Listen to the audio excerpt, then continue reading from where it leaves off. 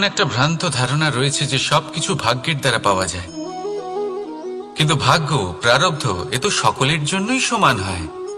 এটা তো ব্যক্তির উপরে নির্ভরশীল হয়, তার আকাঙ্ক্ষার উপরে নির্ভরশীল হয়, বাসনার উপরে নির্ভরশীল হয়, স্বভাবের উপরে নির্ভরশীল হয় যে উনি সেটা নিয়ে কি করেন। দেখুন, এই প্রসাদ কিন্তু সকলকেই দেওয়া হয়, কিন্তু তা গ্রহণ করবেন কিভাবে সেটা ব্যক্তির উপরে নির্ভর করে। আপনাকে এক উদাহরণ দিই। যেমন ধরুন, দুজন মানুষকে আমি একটা করে মাটির ডেলা দিলাম, সেটা নিয়ে তারা কি করবেন? একজন মানুষ তার ছোট ছোট ডেলা বানাবেন আর পথযাত্রীদের ওপরে ছুঁড়ে মারবেন, হাসি ঠাট্টা করবেন, তাদের বস্ত্র নোংরা করে দেবেন, সেটাতেই উনি আনন্দ পাবেন। অন্যদিকে দ্বিতীয় ব্যক্তি সেই মাটির ডেলা দিয়েই নিজের জন্য একটা কুঁড়ে ঘর বানাবেন।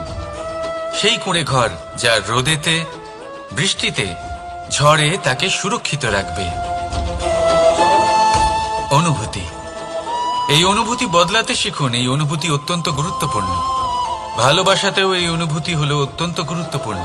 ভালোবাসা সে বন্ধুর সাথে হোক, মা বাবার সাথে হোক, ভাই বোনের সাথে হোক, স্ত্রীর সাথে হোক, যে কারোর সাথে হোক। মনে রাখবেন, এই হলো সেই অনুভূতি যা আপনার ভাগ্য নির্ধারণ করে থাকে। তাহলে আসুন আমার সাথে প্রেমের অনুভূতি নিয়ে বলুন, রাধা রাধা। অনেক সময় মানুষ এই কথায় দুঃখ পান যে কেন বারবার তার ক্ষমতার ওপরে সন্দেহ প্রকাশ করা হয়, কেন বারবার তাকে পরীক্ষা দিতে হয়, কেন জিজ্ঞেস করে এটাই কি আমার ভাগ্য যে একাধিকবার আমার ক্ষমতা আমাকে প্রমাণ করতে হবে? মানুষ মনে করে এ হলো দুর্ভাগ্য। আমি মনে করি এ হলো সৌভাগ্য। কিভাবে? সন্দেহ কার ওপরে করা হয়? সোনার বিশুদ্ধতাকে নিয়ে, লোহাকে নিয়ে নয়।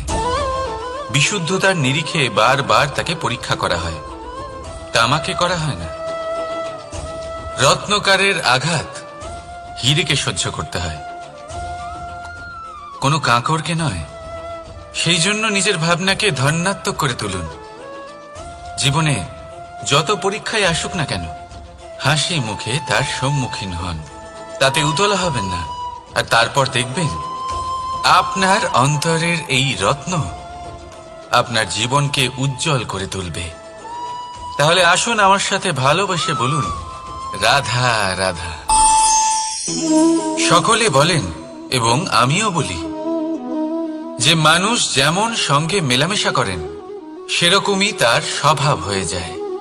এ হলো সত্য, কিন্তু এটা হলো অর্ধ সত্য। হ্যাঁ, বৃষ্টির ফোঁটা যখন সাপের মুখে যায় তখন তা বিষে পরিণত হয়, তাই যখন ঝিনুকের মধ্যে যায় তখন তা মুক্ততে পরিণত হয়। কিন্তু কোনো ব্যক্তির স্বভাব, এ হলো অত্যন্ত গুরুত্বপূর্ণ। কোনো এক ফুলের কথা ভাবুন, সেই ফুলের সাথে জড়িত সেই কাঁটাগুলোর কথা ভাবুন।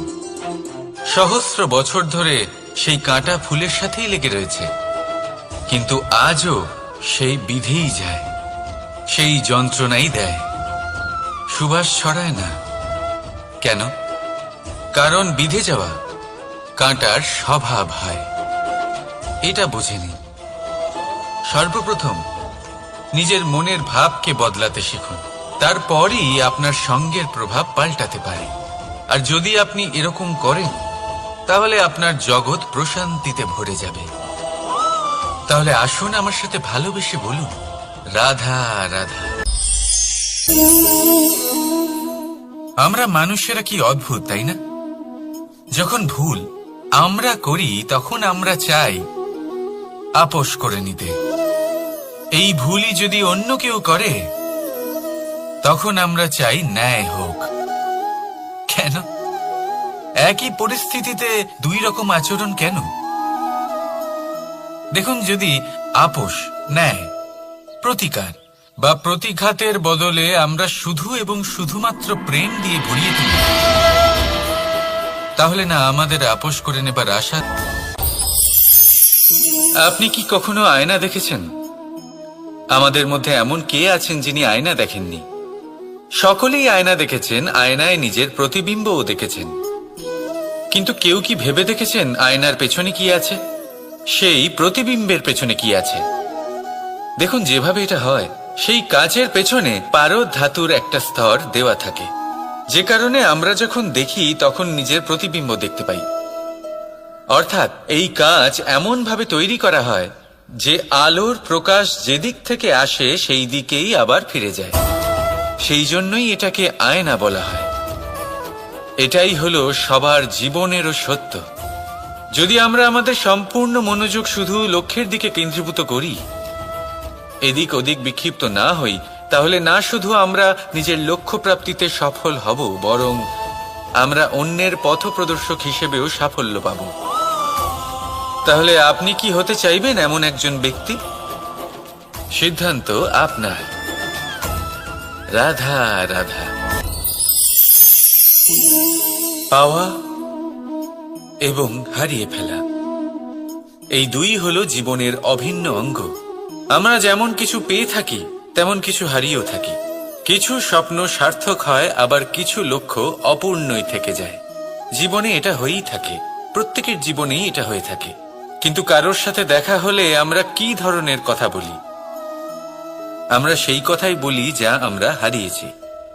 নিজেও দুঃখ পাই, আবার সামনের মানুষটাকেও দুঃখ দিই। তার থেকে অন্যরকম কিছু করার চেষ্টা করুন, ধনাত্মক চিন্তা করার চেষ্টা করুন। মন সেদিকেই দিন, স্মরণ শুধুমাত্র তাকেই করুন, গুরুত্ব তাকেই দিন যিনি আপনার কাছে রয়েছেন। যিনি আপনার কাছে নেই তার আশায় কষ্ট কেন পাচ্ছেন আপনি? সেগুলিকেই প্রাধান্য দিন যা আজ এখন বর্তমানে আপনার কাছে রয়েছে। যেমন আমি কংস মামাকে স্মরণ করি না, যিনি আমার ছেলেবেলা নষ্ট করে দিয়েছেন। আমি স্মরণ করি আমার যশোদা মাকে, আমার বলরাম দাদাকে, আমার রাধাকে, যারা আমার জীবনকে ভরিয়ে তুলেছেন। আপনিও ঠিক এটাই করুন, আর আমার সাথে ভালোবেসে বলুন, রাধা রাধা। ভাবনা, এই ভাবনা সত্যি হয়ে সামনে আসে, এটা হলো কঠোর সত্যি। কারণ ভাবনাই হলো সেই বীজ যা সত্যরূপী সেই চারাকে জন্ম দেয়, তাকে বিকশিত করে। এবার ভাবুন, যদি এই বীজ কাঁটা গাছের হয়, তাহলে তা ছায়া দেবে না, তা শুধুই কাঁটা প্রদান করবে। সেইখানেই যদি এই বীজ বট গাছের হয়, তাহলে তা এমন এক গাছে পরিণত হবে যা অনেক বছর ধরে অনেক মানুষকে ছায়া প্রদান করবে, পাখিদের বাসা হবে। সেইভাবেই এই ভাবনা, যদি এই ভাবনা নিচু মানের হয়, তাহলে আপনাকে আশঙ্কিত করবে। যদি এই ভাবনা উচ্চ মানের হয়, তাহলে আপনাকে সমাধান দেবে। সেই জন্য ভেবেচিন্তে নিজের এই ভাবনা চয়ন করুন। এই ভাবনা আপনাকে আশঙ্কাও দিতে পারে, সমাধানও দিতে পারে। কি নির্বাচন করবেন আপনি? শঙ্কা নাকি সমাধান? নিচু মানের ভাবনা নাকি বড় মাপের ভাবনা? সিদ্ধান্ত আপনার। আসুন আমার সাথে ভালোবেসে বলুন, রাধা রাধা। জীবন এবং মৃত্যু, এই দুই হলো জীবনের দুটি অটল সত্য। যিনি জন্মগ্রহণ করেছেন তিনি মৃত্যু লাভ অবশ্যই করবেন, এই হলো নিয়তি। এবার একটা কথা বলি, মৃত্যু লাভ সবাই করেন, কিন্তু জীবন বাঁচতে সবাই জানেন না। সারা জীবন কেটে যায়, কিন্তু জীবন ভালো করে বাঁচতে পারেন না, বুঝতেই পারেন না কি করা উচিত। জীবন বাঁচলেও কিভাবে বাঁচবেন?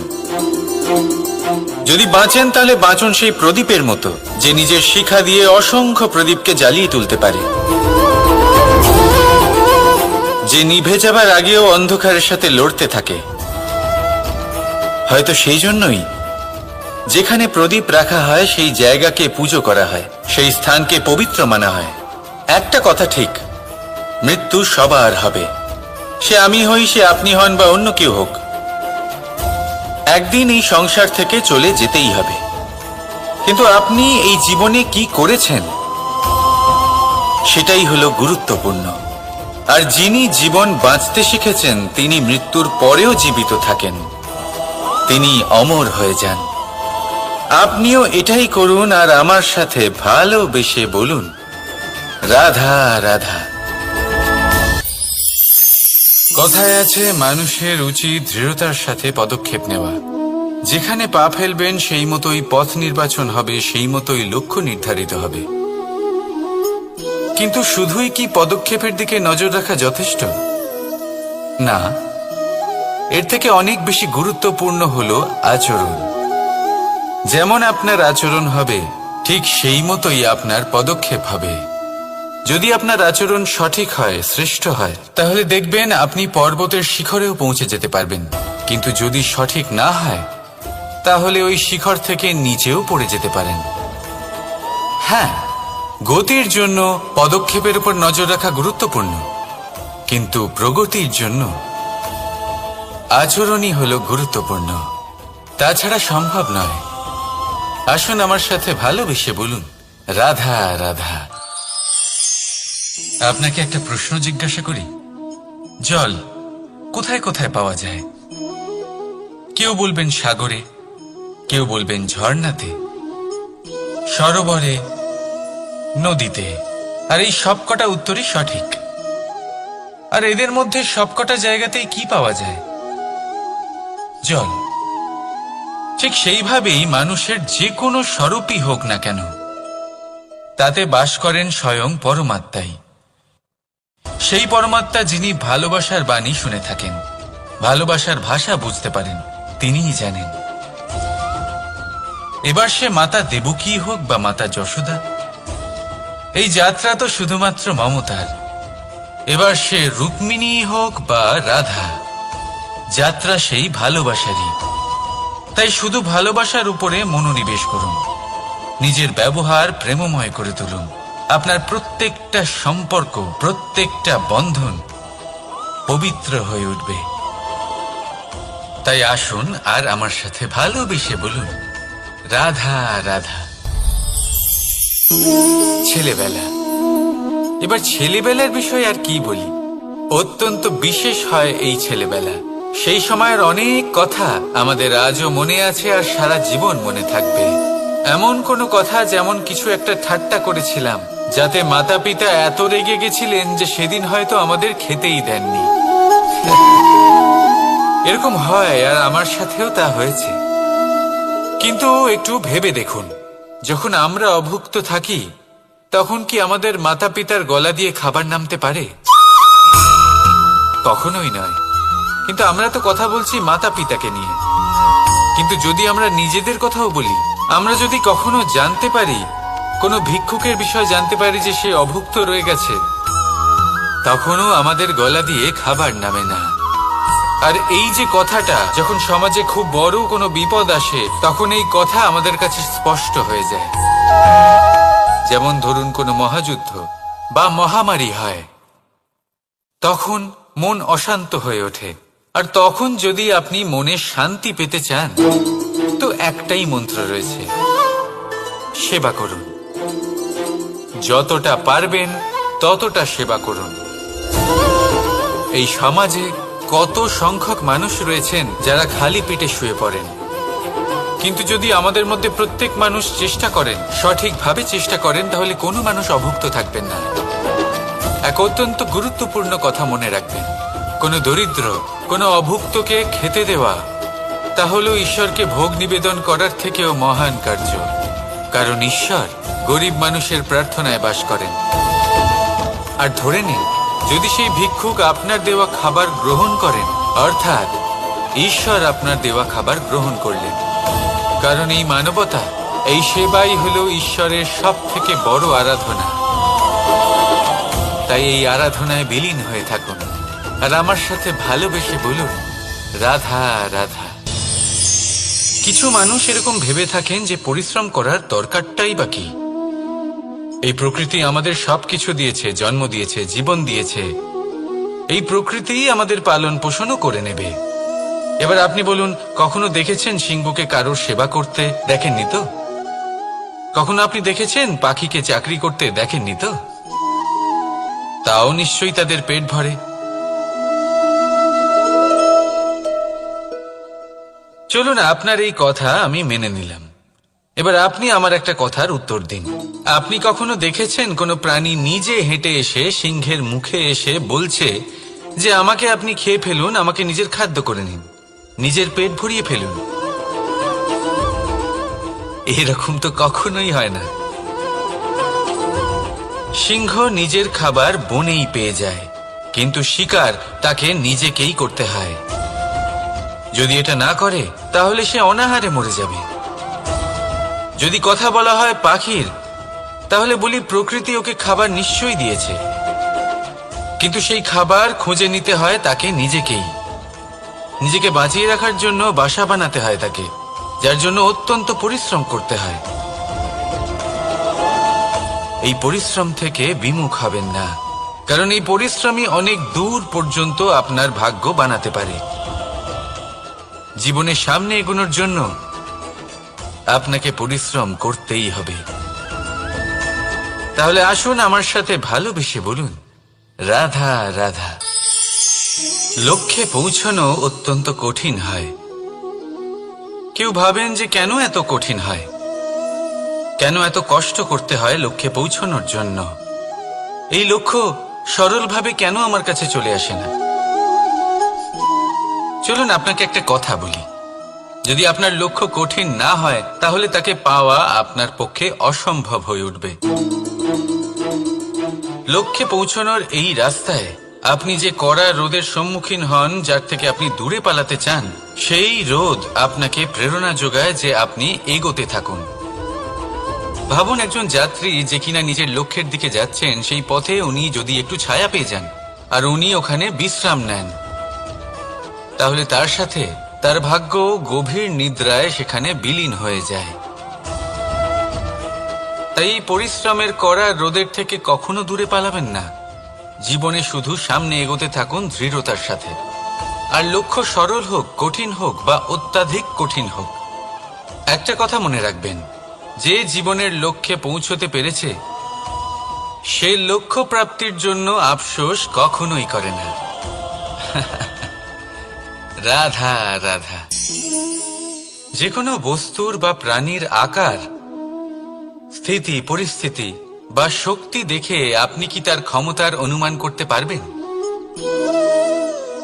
কখনোই না। আসুন আমি আপনাকে উদাহরণ দিই একটা তলোয়ারের। সেই তলোয়ার যার দ্বারা আপনি অনেক বড় বড় যুদ্ধ জেতেন, বড় বড় রাজাদের পরাস্ত করতে পারেন। এবার আপনি যদি এই তলোয়ার কাউকে দেখিয়ে তার থেকে তার বস্ত্র ছিনিয়ে নেন, তাহলে দেখবেন যখন সেই বস্ত্র ছিঁড়ে যায় তখন একটা ছোট্ট সূচি চমৎকার করতে পারে। তখন এই তলোয়ার কোনো কাজে লাগবে না। সেইভাবেই একটা মাছ কখনো বনে গিয়ে শিকার করতে পারে না, আর সেইভাবেই সিংহ জলের রাজা হতে পারে না। প্রত্যেকের নিজের নিজের দুর্বলতা রয়েছে, প্রত্যেকের নিজের নিজের শক্তি রয়েছে। আর এই প্রকৃতি সবাইকে এইভাবেই বানিয়েছে যে প্রত্যেকের মধ্যে কোনো না কোনো বিশেষ গুণ অবশ্যই থাকে। তাই যদি আপনি নিজের মধ্যে বা অন্যদের মধ্যে শুধুই দোষ দেখতে পান, তাহলে একটু ওপর থেকে দেখুন। সবার মধ্যে বিশেষ গুণ খুঁজে দেখতে শুরু করুন। আপনি বুঝবেন আপনি নিজেও কত বিশেষ আর অন্যরাও কত বিশেষ। আপনি বুঝবেন এই সংসার, এই প্রকৃতি হলো কতটা বিশেষ। তাহলে আসুন আমার সাথে ভালোবেসে বলুন, রাধা রাধা। প্রেম। সমগ্র ব্রহ্মাণ্ডে সব থেকে কঠিন যাত্রা প্রেমেরই হয়, আর হবে নাই বা কেন? যা সমগ্র সংসারে শক্তি রূপে বয়ে চলেছে, সেই পথে যাত্রা সহজ কিভাবে হতে পারে? এবার এই যাত্রা শুধুমাত্র নায়ক বা নায়িকার মধ্যেই হয় না। এই যাত্রার মধ্যে দিয়ে সবাইকেই যেতে হয় যারা ভালোবাসেন। সেই মানুষকে ধাক্কা খেতে হয়, বাধা বিপত্তির সম্মুখীন হতে হয়, কাঁটা সহ্য করতে হয়, আর এটাই হয়ে থাকে। আর এই যে ভালোবাসা, যা যে কারোর মধ্যে হতে পারে, যেমন মা এবং সন্তান, তাদের ভালোবাসা, যেমন মা দেবকী এবং মা যশোদা আমাকে ভালোবাসেন, তাদের সেই ভালোবাসার যাত্রা। যেমন রাধা, রুক্মিণী, এদের ভালোবাসার যাত্রা। যেমন দুই পুরুষের মধ্যে বন্ধুত্বের ভালোবাসার যাত্রা। যেমন সুদামা, আপনাকে ভালোবাসার বিষয়ে একটা অত্যন্ত গুরুত্বপূর্ণ কথা বলে দিই। ভালোবাসা প্রথমে আপনাকে নিজের নৌকায় পরখ করে নেয়, তারপর প্রেমের যাত্রাপথে আপনাকে কষ্ট দেয়, তারপরে লক্ষ্যে আপনাকে পৌঁছে দেয়। এবার একজন সখার তার সখার সাথে ভালোবাসার এই যাত্রা শুরু হতে চলেছে। রাধা রাধা।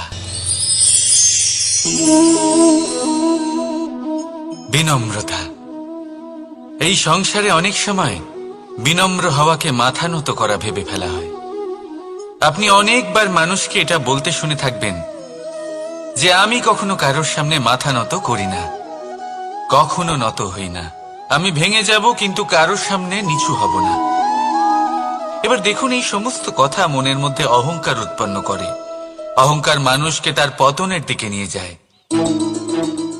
একটা গুরুত্বপূর্ণ কথা বুঝে নিন, কারোর সামনে বিনীত হবার মানে এটা নয় যে সামনের মানুষ আপনার থেকে বেশি প্রভাবশালী বা তা হয়ে উঠছেন।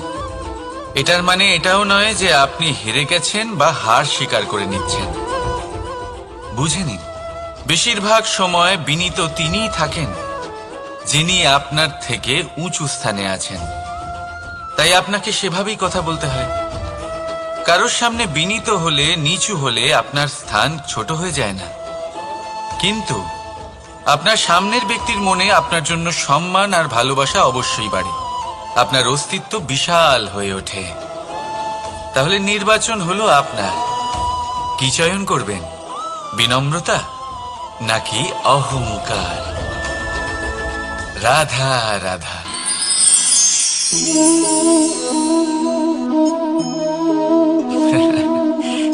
আপনি হয়তো ভাবছেন আমি কি করছিটা কি। আজ আমি ভাবলাম যে রান্না করতে একটু সাহায্যই করে দিই, তাই চাল বেছে দিচ্ছিলাম। ভেবেছিলাম এই কাজটা অত্যন্ত কঠিন হবে। না, সহস্র ভালো চালের মধ্যে থেকে দুটো কাঁকর বাছা শুধুমাত্র অভ্যেসের ব্যাপার। বাস্তবে কঠিন কাজ আর শিল্পকলা সেটাই যেখানে কয়েক হাজার কাঁকরের মধ্যে থেকে একটা রত্ন বের করতে হয়। এবার এর সারমর্ম কি হতে পারে? সারমর্ম হলো এটাই, বড় তিনি হন না যিনি মানুষের মধ্যে খামতি বের করেন। মাহাত্ম্য তাতেই, শ্রেষ্ঠত্ব তাতেই, যা অন্যের ভেতরে থাকা ভালো গুণগুলি বের করে তার সম্মুখে, এই সংসারের সম্মুখে প্রস্তুত করতে পারেন। আসুন আমার সাথে ভালোবেসে বলুন, রাধা রাধা। জলরাশির সাথে আমার প্রেম চিরন্তনের। তা সে মথুরার যমুনা নদীই হোক বা দ্বারকার সমুদ্রই হোক। সমুদ্রের ধারে চলতে চলতে যখন সেই কোমল ঢেউ পা ছুঁয়ে যায়, আহা, ক্লান্তি যেন দূর হয়ে যায়। আমাদের মধ্যে একটা শক্তির জন্ম দেয়, মনকে উৎফুল্ল করে তোলে। সেই ঢেউয়ের বিষয় কি আপনারা কখনো ভেবেছেন? এই ঢেউই যখন তটে আসে, ছোট পাথরের সাথে ধাক্কা খেয়ে বিক্ষিপ্ত হয়ে যায়। আর এমন এক সময়ও আসে যখন এই ঢেউই এত ভয়ঙ্কর হয়ে ওঠে যে সবকিছু ধ্বংস করে দেয়, সবকিছু নষ্ট করে দেয়।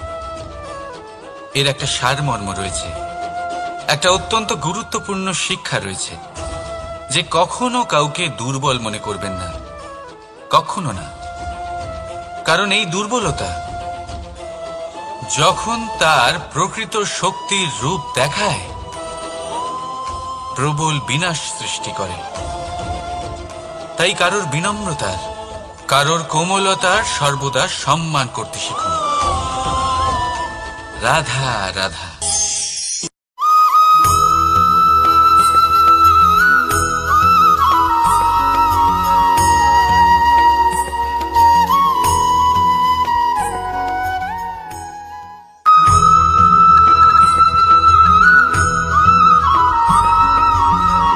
একটা বিচিত্র প্রবৃত্তি থাকে, অন্য সকলের বিষয়ে, তাদের জীবনের বিষয়ে, তাদের ব্যক্তিত্বের বিষয়ে, তাদের ভবিষ্যতের বিষয়ে অনুমান করা। এটা হলো অনুচিত। কারোর অতীতকালকে দেখে লোকে ভবিষ্যৎ বলে দিতে পারেন। বর্তমানকে দেখে ভবিষ্যতের বিষয়ে অনুমান করে ফেলেন। উদাহরণ দিতে হলে বলবো, কোনো দাসকে দেখুন, ওকে দেখে লোকে বলে যে ওর ভবিষ্যৎ সেটাই হতে পারে, অনুমান করে ফেলেন। আর এই রাজাকে দেখুন, উনি তো কত সুখী হবেন, উনি তো জগতের সব থেকে অধিক সুখী মানুষ, কত সুখ সুবিধা আছে ওনার কাছে, ধারণা করে ফেলেন। তবে সত্য তো এটাই যে কারোর ব্যক্তিত্বের বিষয়ে, তাদের ভবিষ্যতের বিষয়ে আপনি পূর্ণ সত্য কখনোই বলতে পারবেন না, শুধু অনুমান করতে পারবেন। আর এই অনুমান করে সত্যি কোনো লাভ হয় না, কারণ এই কাল সেটা হলো অত্যন্ত শক্তিশালী। কালো থেকে কালোতর কয়লাকেও হিরেতে পরিণত করতে পারে, অনেক বড় বড় রাজাকেও বিদূষক বানিয়ে ফেলতে পারে এক মুহূর্তেই। তাহলে আপনি অনুমান করে কি লাভ? কি পেলেন অনুমান করে? সেই জন্য কারোর বিষয়ে কোনো অনুমান করবেন না, তার ভবিষ্যতের বিষয়ে অনুমান করতে যাবেন না, কারোর বিষয়ে কোনো ধারণা করে নেবেন না। কিছু করতে হলে ভালোবাসুন, সবার মধ্যে ভালোবাসা ছড়ান, সবার মধ্যে ধন্যাত্মক ভাব ছড়ান। এই মন প্রসন্ন হয়ে বলবে, রাধা রাধা।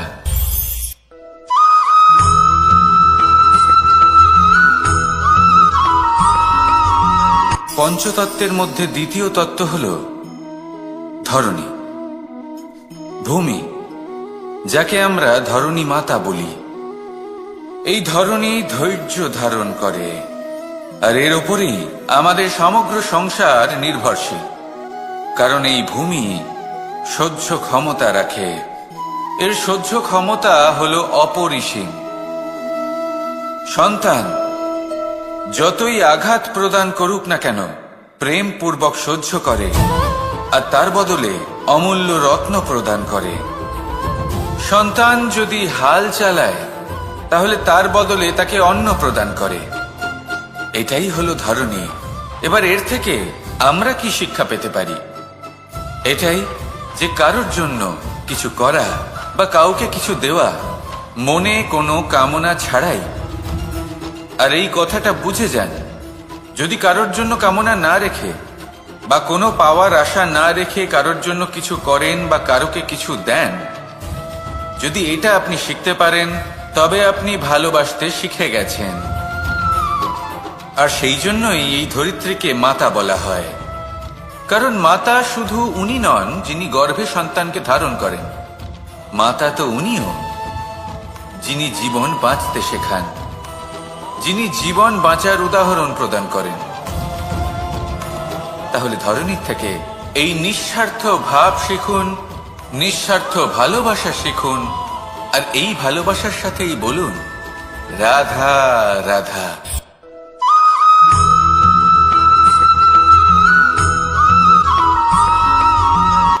সংসারে আমাদের জীবনে যখন কোনো সুখ বা দুঃখ আসে, তার জন্য আমরা কাউকে না কাউকে অবশ্যই দায়ী করে থাকি, তাই না? এই ব্যক্তি আমাদের সাথে এরকম কাজ করেছেন, তাই আমার সাথে এমন হলো। ওই ব্যক্তি যদি এমনটা না করতেন, তাহলে আজ আমি ওই স্থানে পৌঁছতে পারতাম। সবই আপনার দৃষ্টিভঙ্গির ওপর নির্ভরশীল। আর যদি আপনার দৃষ্টিভঙ্গি এমন হয়, তাহলে তা অনুচিত। সত্যি কথা বলতে, এই সংসারে ভিন্ন ভিন্ন ধরনের মানুষ আছে। এটা আপনার উপর নির্ভর করছে কিভাবে তাদের স্বাগত জানাবেন। একবার ভাবুন, আমি আমার দুটো হাত সামনে নিয়ে এলাম, দুটো মুঠো খুলে দিলাম। দুই প্রকারের মানুষ আসবেন, কিছু না কিছু দিয়ে যাবেন। এই মুঠো যদি আমি বন্ধ করে দিই, তাহলে না কেউ আমাকে কিছু দিতে পারবে, না আমার কিছু যাবে আসবে। নিশ্চয়ই বুঝতে পারছেন এই দুই ধরনের ব্যক্তি কারা এবং তারা কি দিয়ে যান। আমি যদি নিজের মুঠো খুলে দিই, তাহলে কিছু ভালো মানুষ আসবেন, আমাকে আনন্দ, সন্তুষ্টি, জ্ঞান প্রদান করে যাবেন, ভালো অভিজ্ঞতা দিয়ে যাবেন। কোনো খারাপ ব্যক্তি যদি আসেন, তাহলে তিনিও খারাপ অভিজ্ঞতা দেবেন, যার থেকে আমি শিক্ষা লাভ করব। এই সব কিছু আমি লাভ করতে পারি। মুঠো যদি বন্ধ করে রাখি, তাহলে আমি কিছুই পাবো না। দেখুন, এই সংসারে প্রত্যেকের জীবনে এইরকম।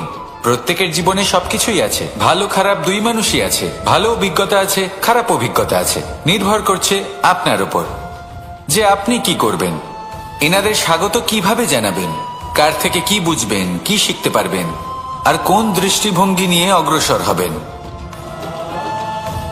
এটাই নির্ধারণ করবে যে আপনার জীবন কেমন হবে। আসুন আমার সাথে ভালোবেসে বলুন, রাধা রাধা।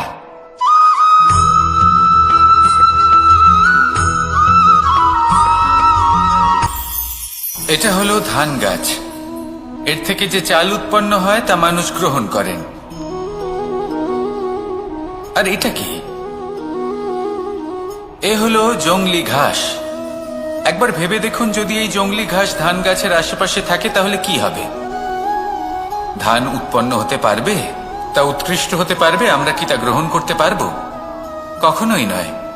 এই জংলি ঘাস ধানকে নষ্ট করে দেবে, কিন্তু নিজে জীবিত থাকবে। এটাই হলো আজকের শিক্ষা। এই সংসারে যদি আপনি নীতির পথে চলতে চান, উচিত কর্ম করতে চান, সংসারকে সেবা করতে চান, তাহলে জংলি ঘাসের মতো ব্যক্তিদের থেকে সবসময় দূরে থাকতে হবে। সেই ব্যক্তি যারা দুর্নীতি এবং মিথ্যা দ্বারা পরিপূর্ণ, যাদের ব্যবহার অশুভ, যাদের অনেক অশুভ গুণ রয়েছে, তারা সঠিক নয়। সেই সকল ব্যক্তি যাদের চরিত্র অত্যন্ত দুষ্ট হয়, তারা হয় শুভ চরিত্রের ব্যক্তিকে একদম নষ্ট করে দেয়, নয় নিজের মতো বানিয়ে তোলে। তাই যদি আপনি নীতির পথে চলতে চান, এই সংসারের জন্য শুভ কর্ম করতে চান, তাহলে সেই সঙ্গ লাভ করুন যে সঙ্গ জ্ঞানে পরিপূর্ণ, যাদের মধ্যে অনেক গুণ আছে, যাদের থেকে প্রতিদিন কিছু শিখতে পারবেন। এমন ব্যক্তির সাথে জীবন অতিবাহিত করুন। দুরাচারীদের থেকে দূরে থাকুন। তবেই এই মন প্রসন্ন হয়ে বলবে, রাধা রাধা।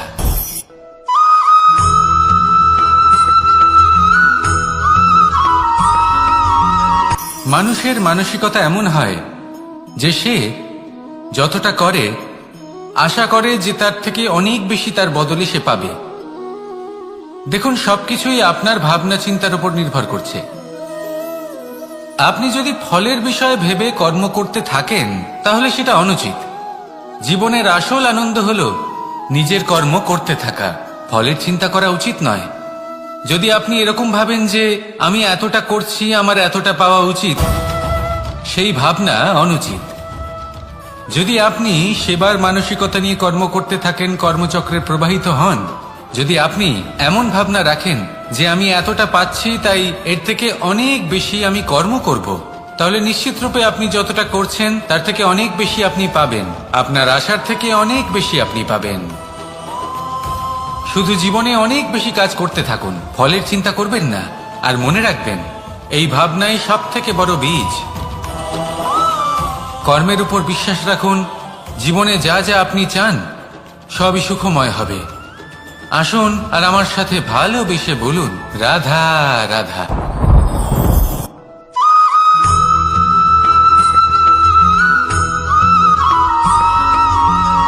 আপনি কখনো কোনো বাজকে নিজের বাসা বানাতে দেখেছেন?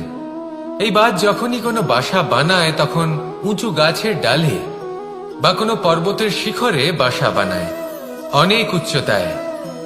আর সেখানে তার সন্তানও জন্মগ্রহণ করে। যখন এই সন্তানেরা জন্মায় তখন এই বাজ খুবই ভালোবেসে এবং খুব সাবধানে এদের পালন পোষণ করে। নিজের ঠোঁট দিয়ে তাদের ঠোঁটে খাবার পরিবেশন করে।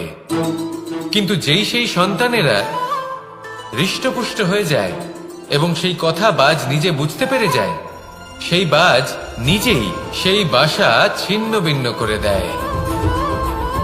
সেই সন্তান যাদের সবেমাত্র ডানা গজিয়েছে, কিভাবে উঠতে হয় তারা জানে না, সেই সন্তানগুলিকে উচ্চতা থেকে ঠেলে দেয়। সেই সন্তান প্রথমে ভয়ভীত হয়ে যায়। তারা সামনে মৃত্যুকে দেখতে পেয়ে ভয়ের কারণে তাদের ডানা ঝাপটাতে থাকে। আর সেই প্রক্রিয়াতেই সেই সন্তানগুলি উড়তে শুরু করে দেয়। এবার এই ঘটনায় আমরা কি শিক্ষা পেতে পারি? এটাই, যদি আপনি মাতা পিতা হন তাহলে নিজের সন্তানকে অবশ্যই স্নেহ করুন, কিন্তু তাদেরকে নিজের আঁচলের তলায় বেঁধে রাখবেন না। যদি আপনি চান আপনার সন্তান জীবনে উন্নতি করুক, তাহলে নিজের মুঠো থেকে তাদের স্বতন্ত্র করে দিন। এই সংসারে সংঘর্ষ করতে দিন। সেই সন্তান নিজেই বুঝতে পারবে যে জন্মের সময় পাওয়া ডানা কি করে ব্যবহার করতে হয়।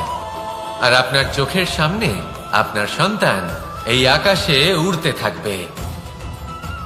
তাহলে আসুন আমার সাথে ভালোবেসে বলুন, রাধা রাধা।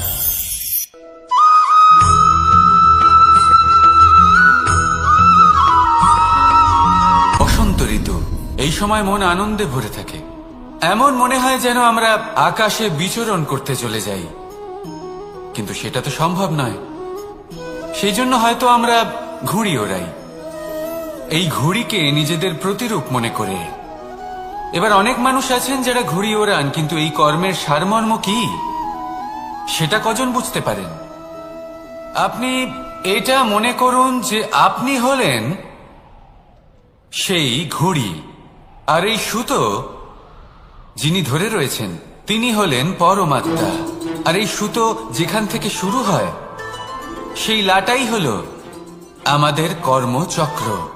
এবার আপনি নিজেই অনুমান করুন যে এই উড়ান কার ওপর নির্ভরশীল, পরমাত্মার ওপর আর আপনার কর্মের ওপর। যদি পরমাত্মা আপনার হাত ধরে থাকেন, আপনার সাথে থাকেন, যদি আপনি শুভ কর্ম করতে থাকেন, আপনি এই আকাশে উড়তে থাকবেন। কিন্তু কোথাও কোথাও যদি পরমাত্মার সাথে এই বন্ধন ছিন্ন হয়, আপনার কর্মচক্র খারাপ হয়ে যায় বা থেমে যায়, তাহলে আপনার এই ঘুড়ি কেটে যাবে আর দূরে কোনো গাছের ডালে গিয়ে আটকে যাবে। তাই শুধুমাত্র ঘুড়ি ওড়াবেন না, তার থেকে শিখুন, পরমাত্মার সাহচর্যে থাকুন, সবসময় শুভ কর্ম করতে থাকুন আর সবসময় এই আকাশে উড়তে থাকুন। আসুন আর আমার সাথে ভালোবেসে বলুন, রাধা।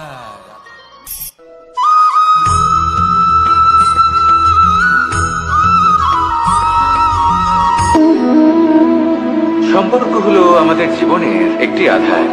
কিছু সম্পর্ক এমন যে আমরা জন্মসূত্রে লাভ করি, যেমন পরিবার, মা বাবা। কিছু সম্পর্ক আছে যে আমরা জীবনে অর্জন করে থাকি, তা সে প্রেমের হোক, স্নেহের হোক বা বন্ধুত্বের।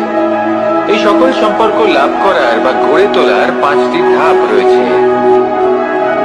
প্রথম ধাপ, কোনো ব্যক্তির সাথে আলাপ হওয়া, তার সাথে কথা বলা বা তাকে দেখা। দ্বিতীয় ধাপ, সে ব্যক্তিকে আমাদের ভালো লাগা। তৃতীয় ধাপ, আমাদের এটা চাইতে শুরু করা যে জীবনে এই ব্যক্তি যেন আমাদের বন্ধু হন, আমাদের জীবনে থাকে, বা আমাদের কাউকে ভালোবেসে ফেলা। আর এটা আমাদের ভাবা বা চাওয়া যে সেই ব্যক্তি যেন আজীবন আমার সাথে থাকেন, আমার জীবনে আমার সাথী হয়ে। চতুর্থ ধাপ, লাভ করা। এবার এই ধাপটি অনেক মানুষের পক্ষেই খুবই সরল হয়, বড়ই সরল ভাবে নিজেদের সঙ্গীকে লাভ করে থাকে। কিছু মানুষের জন্য এই ধাপ অত্যন্ত কঠিন হয়ে থাকে। অনেক প্রতিকূল পরিস্থিতির উপর জয়লাভ করে তারা সঙ্গীকে লাভ করেন, কিন্তু লাভ অবশ্যই করেন। এরপরে আসে পঞ্চম, অন্তিম এবং সব থেকে গুরুত্বপূর্ণ ধাপ। সেটা হলো সেই সম্পর্ক পালন করা। এটা হলো এমন এক বিষয় যা প্রত্যেক মানুষের শেখা উচিত। যদি ব্যক্তি নিজের জীবনে সম্পর্ক রক্ষা করতে শিখে যান, তবে প্রত্যেক সম্পর্ক তার জীবনকে স্বর্গ করে তুলবে। আসুন আর আমার সাথে ভালোবেসে বলুন, রাধা রাধা।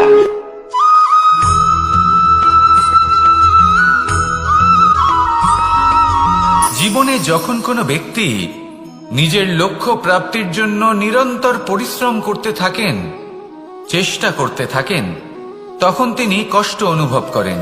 কখনো শারীরিক কষ্ট, কখনো মানসিক কষ্ট। এবার উনি এটা ভাবতে থাকেন যে আমি কি উচিত করছি নাকি অনুচিত করছি।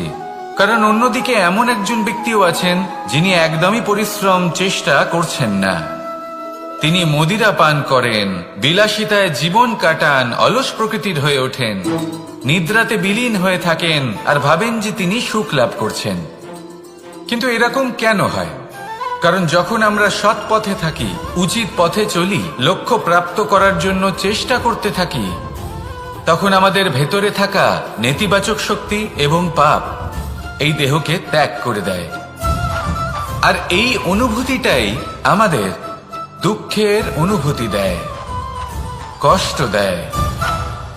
এবার সেখানে যদি আমরা কুপথে চলি, অনুচিত পথে চলতে থাকি, তাহলে আমাদের ভেতরে থাকা পুণ্য এবং ধনাত্মক শক্তি আমাদের দেহ ত্যাগ করে দেয়। আর এই অনুভূতির কারণেই আমরা সুখ অনুভব করি। কিন্তু কখনো ভাববেন যে এই সুখ বেশি সময় পর্যন্ত থাকে না।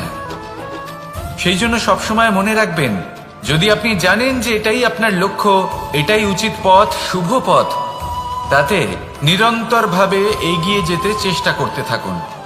এই কষ্ট আপনাকে সুখের পরাকাষ্ঠায় কখন পৌঁছে দেবে তা আপনি জানতেই পারবেন না। আসুন আমার সাথে ভালোবেসে বলুন, রাধা রাধা।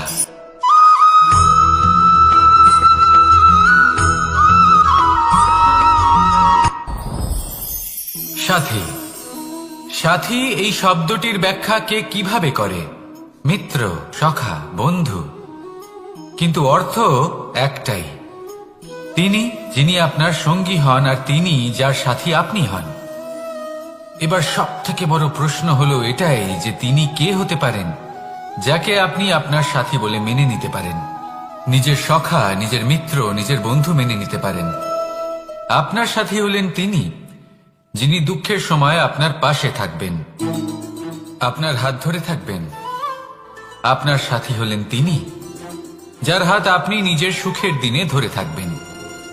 সেই সাথীরই হাত ধরুন যিনি দুঃখে সবসময় আপনাকে সাহায্য করার জন্য তৎপর হয়ে থাকেন, আপনার পাশে থাকেন, আর যাকে সুখের দিনে আপনি আপনার সাথে রাখতে পারেন। আর যখন আপনার সাথে আপনার এই সাথী থাকবে, তখন আপনি এটা বুঝবেন যে যখন জীবনে দুঃখ আসে তখন এই দুঃখ কমে যায়, সবার মধ্যে ভাগ হয়ে যায়। আর যদি তখন সুখ আসে তাহলে সেটা সবার উপস্থিতিতে আরো বেড়ে যায়। এটাই হলো প্রেম, এটাই হলো ভালোবাসা, এটাই হলো সঙ্গ। যেমন সম্পর্ক আমার আর রাধার মাঝে। তাহলে আসুন আর আমার সাথে ভালোবেসে বলুন, রাধা রাধা।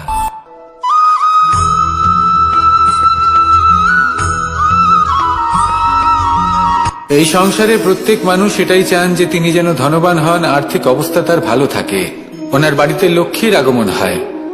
কিন্তু সেটা হবে কি করে, সেটাই হলো প্রশ্ন। কেউ বলেন যে যদি পরিশ্রম করো তাহলে ধন অর্জন সম্ভব, কেউ বলেন যে যদি বিদ্যা লাভ হয় তবেই ধন অর্জন সম্ভব, কেউ বলেন যে যদি বলশালী হও তবেই সম্পন্ন থাকবে। ভালো কথা, যদি তাই হয়ে থাকে, তবে দিনমজুর সারা দিন পরিশ্রম করেন, তিনি কেন ধনী হন না? অনেকজন বিদ্বান মানুষ আছেন এই সংসারে, তারা কেন ধনবান হন না? অনেক সংখ্যক বলশালী ব্যক্তি আছেন, তাদের কাছে ধন নেই কেন? তাদের কেন ধনের অভাব হয়? আবার এমনও কিছু মানুষ আছেন যারা পরিশ্রম করেন, তারা দিনমজুর, কিন্তু তারা ধন অর্জন করতে পারেন। কিছু বিদ্বান ব্যক্তি আছেন যাদের কাছে অধিক মাত্রায় ধন রয়েছে। কয়েকজন বলশালী ব্যক্তি রয়েছেন যাদের কাছে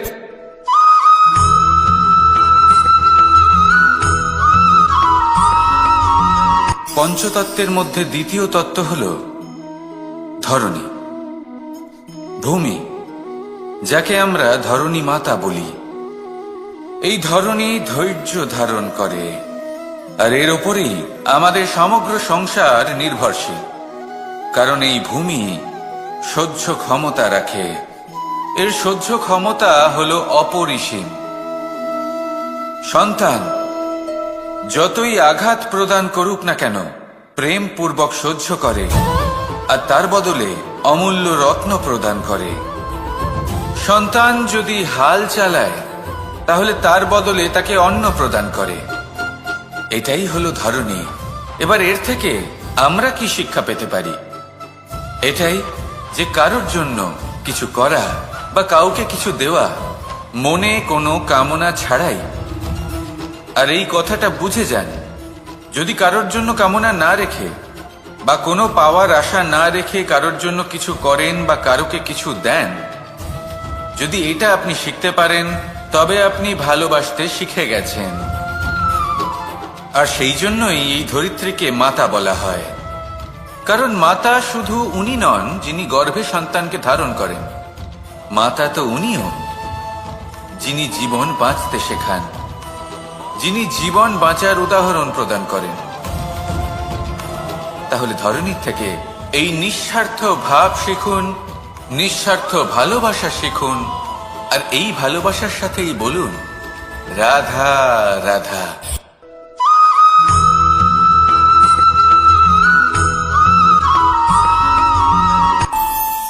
আমাদের মনে যখন কোনো প্রশ্ন ওঠে, কোনো দ্বন্দ্ব জাগে, তখন আমরা যাই আমাদের গুরুর কাছে, আমাদের আরাধ্যের কাছে গিয়ে জিজ্ঞেস করি।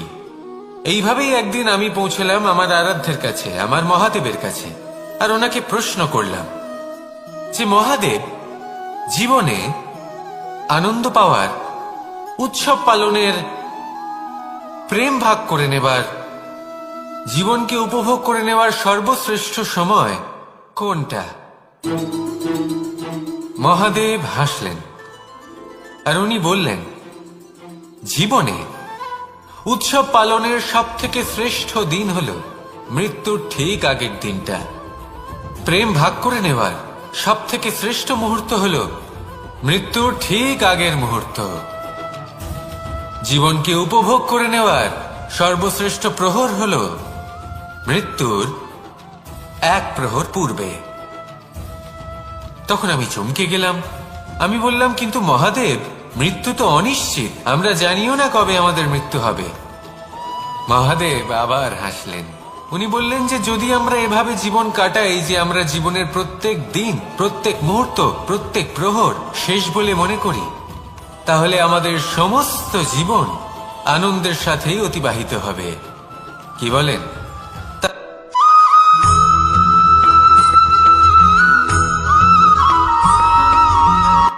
সংসারে আমাদের জীবনে যখন কোনো সুখ বা দুঃখ আসে, তার জন্য আমরা কাউকে না কাউকে অবশ্যই দায়ী করে থাকি, তাই না? এই ব্যক্তি আমাদের সাথে এরকম কাজ করেছেন, তাই আমার সাথে এমন হলো। ওই ব্যক্তি যদি এমনটা না করতেন, তাহলে আজ আমি ওই স্থানে পৌঁছতে পারতাম। সবই আপনার দৃষ্টিভঙ্গির ওপর নির্ভরশীল, আর যদি আপনার দৃষ্টিভঙ্গি এমন হয়, তাহলে তা অনুচিত। সত্যি কথা বলতে, এই সংসারে ভিন্ন ভিন্ন ধরনের মানুষ আছে। এটা আপনার উপর নির্ভর করছে কিভাবে তাদের স্বাগত জানাবেন। একবার ভাবুন, আমি আমার দুটো হাত সামনে নিয়ে এলাম, দুটো মুঠো খুলে দিলাম। দুই প্রকারের মানুষ আসবেন, কিছু না কিছু দিয়ে যাবেন। এই মুঠো যদি আমি বন্ধ করে দিই, তাহলে না কেউ আমাকে কিছু দিতে পারবে, না আমার কিছু যাবে আসবে। নিশ্চয়ই বুঝতে পারছেন এই দুই ধরনের ব্যক্তি কারা এবং তারা কি দিয়ে যান। আমি যদি নিজের মুঠো খুলে দিই, তাহলে কিছু ভালো মানুষ আসবেন, আমাকে আনন্দ, সন্তুষ্টি, জ্ঞান প্রদান করে যাবেন, ভালো অভিজ্ঞতা দিয়ে যাবেন। কোনো খারাপ ব্যক্তি যদি আসেন, তাহলে তিনিও খারাপ অভিজ্ঞতা দেবেন, যার থেকে আমি শিক্ষা লাভ করব। এই সব কিছু আমি লাভ করতে পারি। মুঠো যদি বন্ধ করে রাখি, তাহলে আমি কিছুই পাবো না। দেখুন, এই সংসারে প্রত্যেকের জীবনে এইরকম। প্রত্যেকের জীবনে সবকিছুই আছে, ভালো খারাপ দুই মানুষই আছে, ভালো অভিজ্ঞতা আছে, খারাপ অভিজ্ঞতা আছে। নির্ভর করছে আপনার উপর যে আপনি কি করবেন, এনাদের স্বাগত কিভাবে জানাবেন, কার থেকে কি বুঝবেন, কি শিখতে পারবেন, আর কোন দৃষ্টিভঙ্গি নিয়ে অগ্রসর হবেন। এটাই নির্ধারণ করবে যে আপনার জীবন কেমন হবে। আসুন আমার সাথে ভালোবেসে বলুন রাধা রাধা।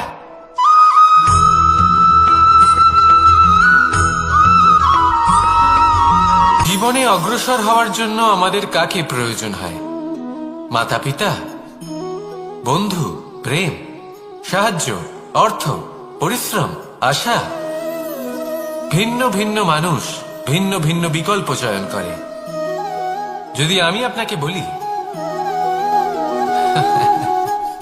তাহলে জয় আর পরাজয়ের মন্ত্র দুটো শব্দের উপর নির্ভর করে, মেনে নেওয়া আর দৃঢ় হওয়া। যদি মেনে নেন, তাহলে হেরে যাবেন। যদি দৃঢ় হন, তাহলে নিশ্চিত রূপে জয়ী হবেন। যদি কখনো আপনি ক্লান্ত হয়ে ওঠেন, আপনি দুঃখী হন, পুরোপুরি ভেঙে পড়েছেন, তখন মেনে নেবেন না যে আপনি ভেঙে পড়েছেন, নয়তো হেরে যাবেন। তখন উল্টে স্থির করবেন যে যাই হয়ে যাক না কেন, আমি জয়ী হবই। আর আপনি দেখবেন যে জয় নিশ্চিত রূপে আপনার কাছেই আসবে। তাহলে এই কথা মনে রাখবেন আর আমার সাথে ভালোবেসে বলবেন, রাধা রাধা।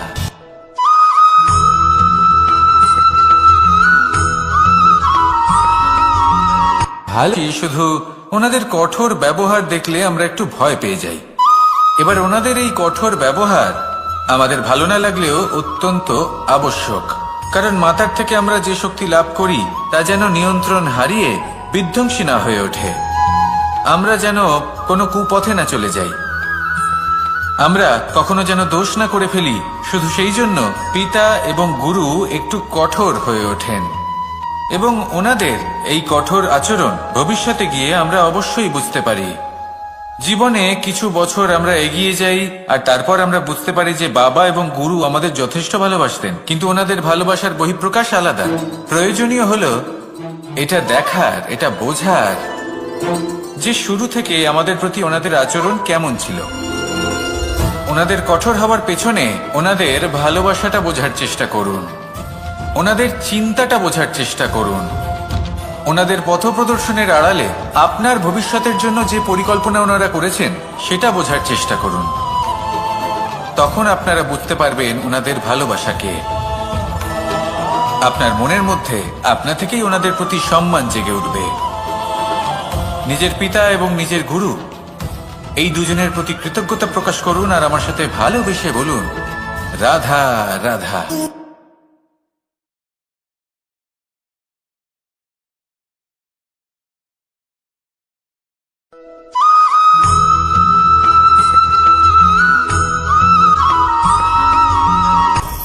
আপনি কখনো পর্বতের শিখরে উঠেছেন?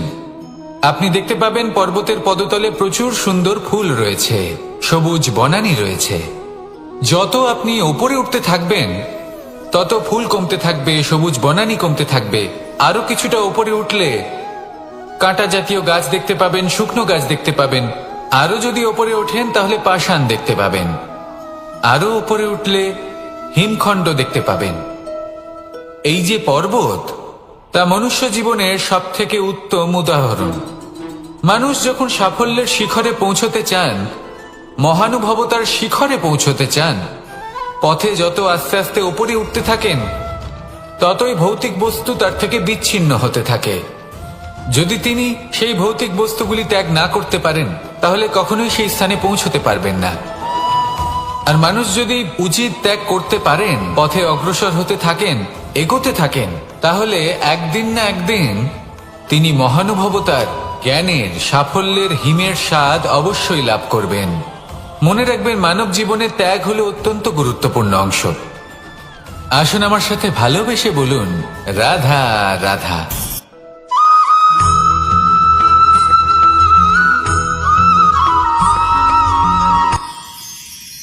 মানুষ তার জীবনে দুই ধরনের পরিস্থিতিকে খুব ভয় পায়।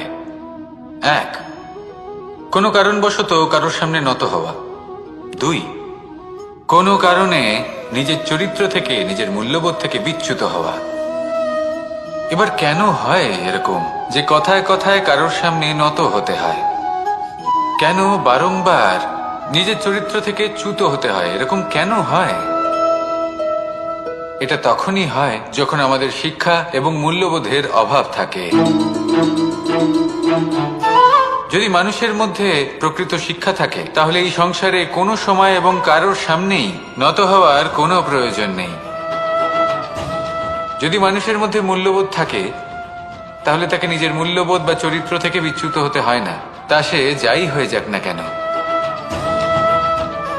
কোনো বালককে যদি জন্ম থেকেই সুশিক্ষার অধিকারী করা হয়, শিক্ষিত করা হয়, মূল্যবোধের অধিকারী করা হয়, তবে সে এই সংসারে এমন কর্ম করবে যাতে সে নিজেকে, নিজের পরিবারকে, সমগ্র সমাজকে গর্বিত করতে পারে। শিক্ষা লাভ করুন, মূল্যবোধ লাভ করুন এবং আমার সাথে ভালোবেসে বলুন, রাধা রাধা।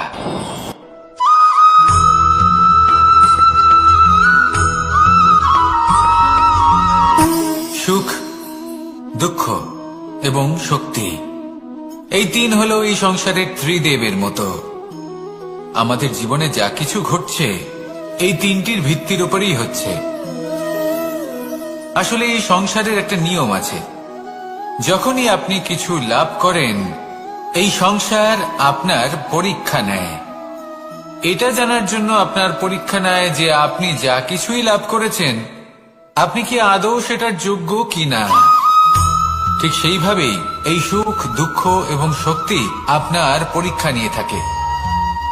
যখন সুখ আসে তখন সে আপনার পরীক্ষা নেয় যে আপনার মধ্যে অহংবোধ জাগ্রত হয়নি তো। যদি অহংবোধ চলে আসে তাহলে সুখ সেখানেই সঙ্গ ত্যাগ করে।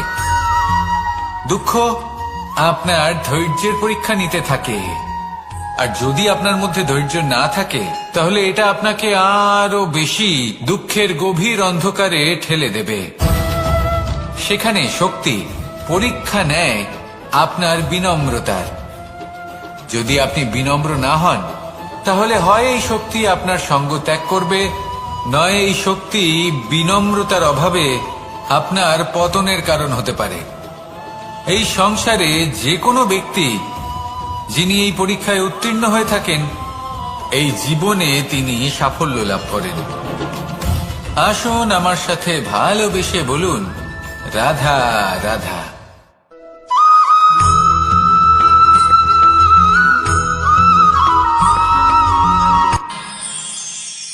আমরা সবাই সূর্যকে সম্মান কেন করি? কারণ আমরা জানি যে সন্ধেবেলা যখন সূর্যাস্ত হবে তখন শুধুমাত্র অন্ধকার বাকি থাকবে। ঠিক কিছুটা এরকমই হয় আমাদের মাতা পিতাও, যিনি আমাদের জন্ম দেন, আমাদের ভরণ পোষণ করেন, আমাদের বড় করেন, আমাদের প্রেম প্রদান করেন। কখনো কখনো তাদের মুখ থেকে কটু কথা নিঃসৃত হয়, আমাদের দুঃখ হয়, কিন্তু তখন আমাদের এটা বোঝা উচিত এগুলি নিঃসৃত হচ্ছে আমাদেরই মঙ্গলের জন্য।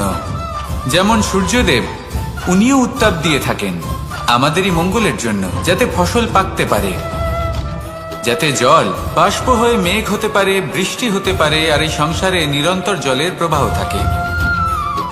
আমাদের মাতা পিতা, তাদের কঠোর আচরণ, তাদের কঠোর অনুশাসনের পেছনে লুকিয়ে থাকে ওনাদের ভালোবাসা। আমাদের তা বুঝতে হবে, সসম্মানে ওনাদের গ্রহণ করতে হবে। কারণ ঠিক সূর্যাস্তের পরে যেমন চতুর্দিক অন্ধকারচ্ছন্ন হয়ে যায়, তেমনি আমাদের জীবন থেকে যখন আমাদের মাতা পিতা চলে যায় তখন আমাদের জীবনেও শুধু এবং শুধুমাত্র অন্ধকারই ছেয়ে থাকে। সেই জন্য নিজের মাতা পিতাকে সম্মান করুন, ওনাদের ভালোবাসা প্রদান করুন। এই মন আর এই জীবন প্রসন্ন হয়ে বলবে, রাধা রাধা।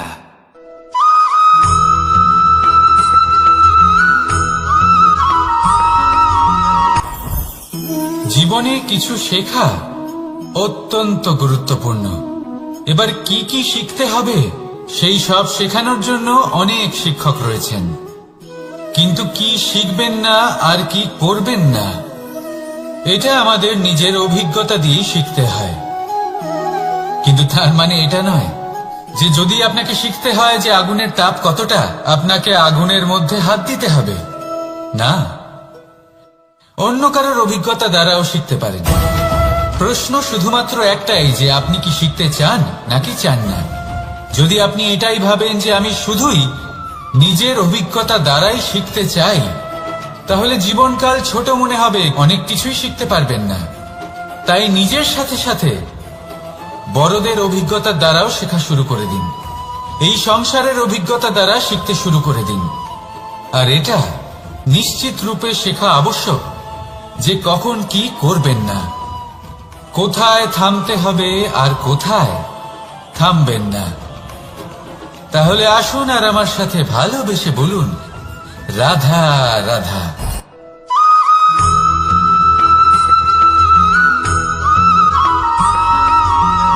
এই সংসারে সব থেকে বেশি কোমল বস্তু হলো রেশম। এই রেশম এতটাই কোমল হয় যে এর পুরো একটা থান শুধুমাত্র একটা হাতে ধরা সম্ভব। কখনো ভেবে দেখেছেন এই রেশম কিভাবে হয়? একটি কীট তার লালার দ্বারা উৎপন্ন হয়। এই কীট সেই রেশমকে পাক দিতে থাকে, পাক দিতেই থাকে, দিতেই থাকে, আর আস্তে আস্তে তার মধ্যেই জড়িয়ে পড়ে। শেষে ওর এই সুন্দর অমূল্য সৃষ্টি রেশমের এই সুতো তার নির্মাণ কার্য পূর্ণ হয়, কিন্তু তাতেই ও নিজে বন্দী হয়ে যায়। নিজেরই মায়াজালের এই বন্দী গৃহে নিজেই ফেঁসে যায়। এবার এই সুতোকে ব্যবহারযোগ্য করে তোলার জন্য এই কীটগুলিকে এই কবচের সাথেই ফুটন্ত জলে ফেলে দেওয়া হয়। এই সংসারে যদি আমাদের স্বপ্ন এই সংসারের দুঃখ হরণ করার জন্য, এই সংসারে সুখ বিতরণ করার জন্য হয়, তবেই আমাদের প্রগতি সম্ভব। যদি আমাদের এই স্বপ্ন শুধুই আমাদের এবং আমাদের স্বার্থ সিদ্ধির জন্য হয়, তাহলে এই স্বপ্ন আমাদের অন্ধ করে দেবে, আমাদের অন্ধকারের পথে নিয়ে যাবে, আর আমরাও সেই কীটের মতো হয়ে যাব। নিজেদেরই মায়াজালে আমরা নিজেই ফেঁসে যাব, আর শেষে আমরা যদি কিছু লাভ করি তা হবে একাকিত্ব, অন্ধকারময় মৃত্যু। তাই স্বপ্ন অবশ্যই দেখুন, কিন্তু এমন ভাবে স্বপ্ন দেখবেন না যে তার এই বন্দিগৃহে আপনি নিজেই ফেঁসে গেলেন। স্বপ্ন দেখুন পরোপকার।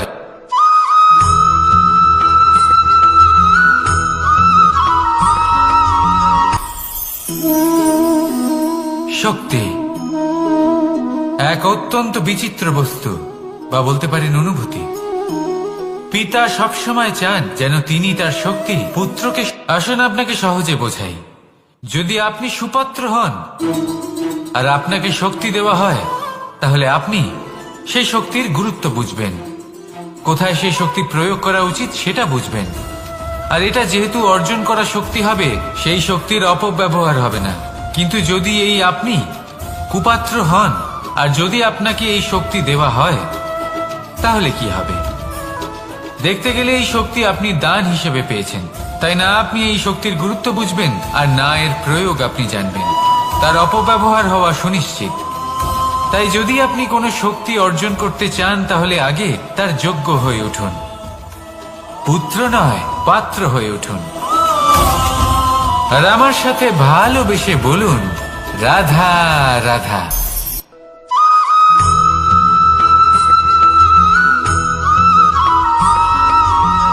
এই সংসারে প্রত্যেক মানুষ এটাই চান যে তিনি যেন ধনবান হন, আর্থিক অবস্থা তার ভালো থাকে, ওনার বাড়িতে লক্ষ্মীর আগমন হয়। কিন্তু সেটা হবে কি করে, সেটাই হলো প্রশ্ন। কেউ বলেন যে যদি পরিশ্রম করো তাহলে ধন অর্জন সম্ভব, কেউ বলেন যে যদি বিদ্যা লাভ হয় তবেই ধন অর্জন সম্ভব, কেউ বলেন যে যদি বলশালী হও তবেই সম্পন্ন থাকবে। ভালো কথা, যদি তাই হয়ে থাকে, তবে দিনমজুর সারা দিন পরিশ্রম করেন, তিনি কেন ধনী হন না? অনেকজন বিদ্বান মানুষ আছেন এই সংসারে, তারা কেন ধনবান হন না? অনেক সংখ্যক বলশালী ব্যক্তি আছেন, তাদের কাছে ধন নেই কেন? তাদের কেন ধনের অভাব হয়? আবার এমনও কিছু মানুষ আছেন যারা পরিশ্রম করেন, তারা দিনমজুর, কিন্তু তারা ধন অর্জন করতে পারেন।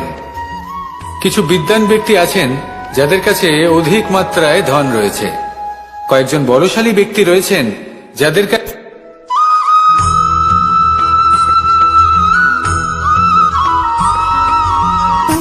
সুখ, দুঃখ এবং শক্তি, এই তিন হলো এই সংসারের ত্রিদেবের মতো। আমাদের জীবনে যা কিছু ঘটছে এই তিনটির ভিত্তির উপরেই হচ্ছে। আসলে এই সংসারের একটা নিয়ম আছে, যখনই আপনি কিছু লাভ করেন, এই সংসার আপনার পরীক্ষা নেয়। এটা জানার জন্য আপনার পরীক্ষা নেয় যে আপনি যা কিছুই লাভ করেছেন, আপনি কি আদৌ সেটার যোগ্য কিনা। ঠিক সেইভাবেই এই সুখ, দুঃখ এবং শক্তি আপনার পরীক্ষা নিয়ে থাকে। যখন সুখ আসে তখন সে আপনার পরীক্ষা নেয় যে আপনার মধ্যে অহংবোধ জাগ্রত হয়নি তো।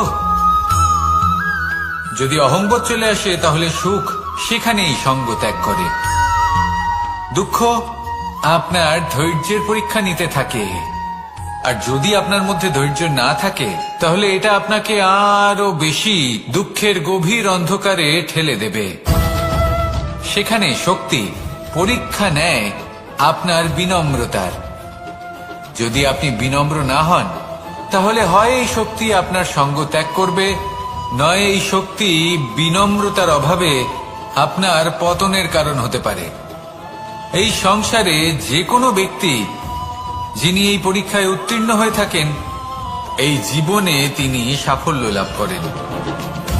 আসুন আমার সাথে ভালোবেসে বলুন, রাধা রাধা।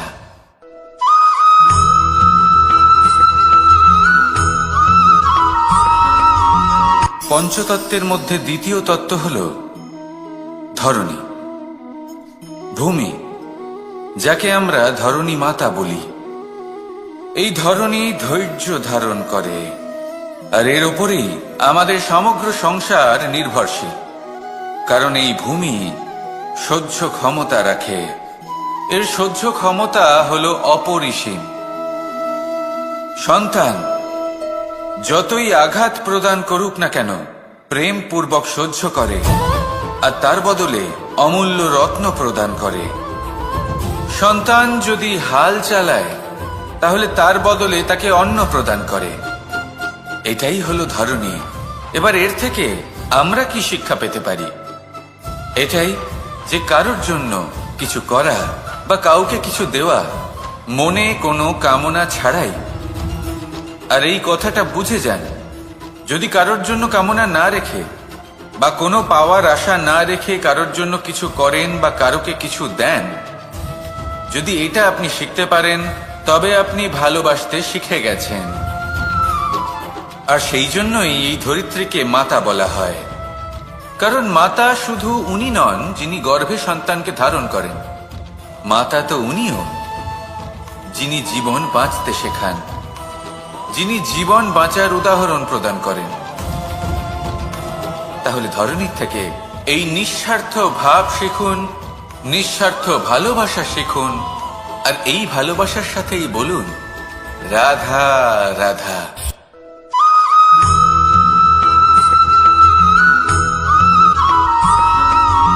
মানুষ জন্মগ্রহণ করে, তার সাথে ভয়েরও জন্ম হয়।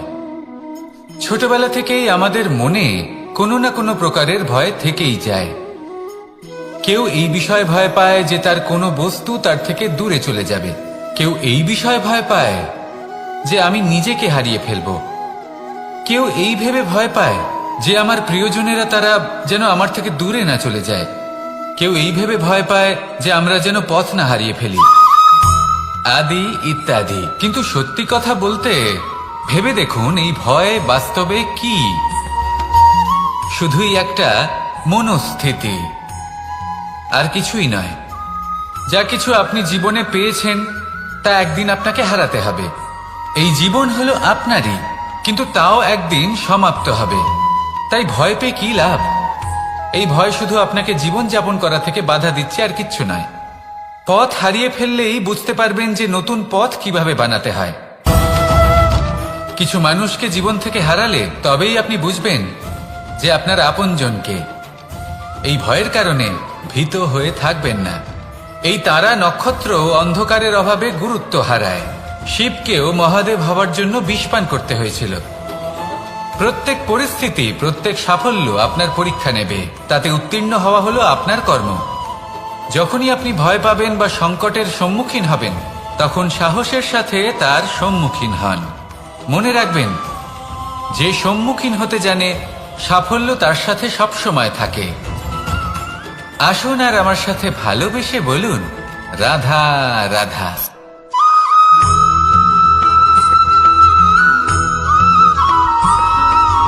জীবনে অগ্রসর হওয়ার জন্য আমাদের কাকে প্রয়োজন হয়? মাতা পিতা, বন্ধু, প্রেম, সাহায্য, অর্থ, পরিশ্রম, আশা। ভিন্ন ভিন্ন মানুষ ভিন্ন ভিন্ন বিকল্প চয়ন করে। যদি আমি আপনাকে বলি, তাহলে জয় আর পরাজয়ের মন্ত্র দুটো শব্দের উপর নির্ভর করে, মেনে নেওয়া আর দৃঢ় হওয়া। যদি মেনে নেন তাহলে হেরে যাবেন, যদি দৃঢ় হন তাহলে নিশ্চিত রূপে জয়ী হবেন। যদি কখনো আপনি ক্লান্ত হয়ে ওঠেন, আপনি দুঃখী হন, পুরোপুরি ভেঙে পড়েছেন, তখন মেনে নেবেন না যে আপনি ভেঙে পড়েছেন, নয়তো হেরে যাবেন। তখন উল্টে স্থির করবেন যে যাই হয়ে যাক না কেন, আমি জয়ী হবই।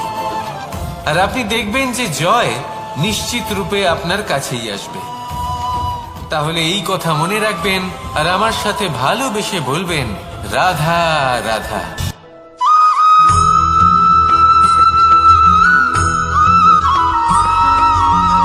এই সংসারে কোনো বস্তু হোক বা ব্যক্তি হোক, তার একার গুরুত্ব কিন্তু খুব বেশি নয়। একটা উদাহরণ হিসেবে বৃষ্টির ফোঁটাকে ভেবে দেখুন। যদি একটি বৃষ্টির ফোঁটা হয় তাহলে তার খুব বেশি গুরুত্ব থাকে না, কিন্তু যখন সহস্র বৃষ্টির ফোঁটা মেঘের মধ্যে দিয়ে ঝরে পড়ে তখন সেটা বর্ষার রূপ ধারণ করে। সেই বর্ষা যা এই প্রকৃতিকে শান্ত করে। সেইভাবেই পাথরের ছোট টুকরো, তার খুব বেশি গুরুত্ব থাকে না, কিন্তু যখন অসংখ্য পাথরের টুকরো একত্রিত হয় তখন তা পর্বতের আকার ধারণ করে। সেইভাবেই কিছু মানুষ যখন একত্রিত হন তখন তৈরি হয় পরিবার, কিছু পরিবার যখন একত্রিত হয় তখন তৈরি হয় সমাজ, যখন অনেক সংখ্যক সমাজ একত্রিত হয় তখন তৈরি হয় রাজ্য। এবার এই রাজ্যের সবথেকে গুরুত্বপূর্ণ ব্যক্তি হতে পারেন রাজা, কিন্তু তাও সেই রাজা একা কিছু করতে পারেন না। যুদ্ধ লড়ার সময় তারও নিজের সৈন্যদলকে প্রয়োজন পড়ে। কিন্তু এই সংসারে এমন একজন ব্যক্তি আছেন যিনি একাই সব কাজ করতে থাকেন, এবং সেই ব্যক্তি হলেন মা। আমাদের জীবনে একজন পিতার ভূমিকা কিন্তু নিঃসন্দেহে অমূল্য, কিন্তু আমাদের সকলের জীবনে যে ভূমিকা একজন মায়ের তা অন্য কারোর থাকে না।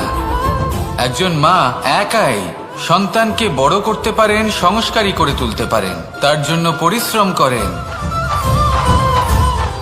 আর এত কিছু কাজ করার পরেও তার কাজের জন্য তিনি প্রশংসা অবশ্য পান না। উল্টে যদি সেই সন্তান অনুচিত পথে চালিত হয়, অনুচিত কর্ম করে, তখন সেই মাকেই অপবাদের পাত্র হয়ে উঠতে হয়। আমাদের জীবনে মায়ের যোগদান কতটা সেটা বুঝুন। আপনাকে বড় করে তোলার জন্য উনি কতটা পরিশ্রম করেছেন সেটা বুঝুন। আজ থেকে, এখন থেকে, এই মুহূর্ত থেকে মাকে সম্মান করতে শিখুন। যখন সময় পাবেন, যখন সুযোগ হবে, তখন তার প্রশংসা করুন, ওনারও ভালো লাগবে। আর মায়ের এই মমতার জন্য, তার এই ভূমিকার জন্য আসুন সবাই মিলে আমরা তাকে প্রণাম করি, আর সকলে মিলে ভালোবেসে বলি রাধা রাধা।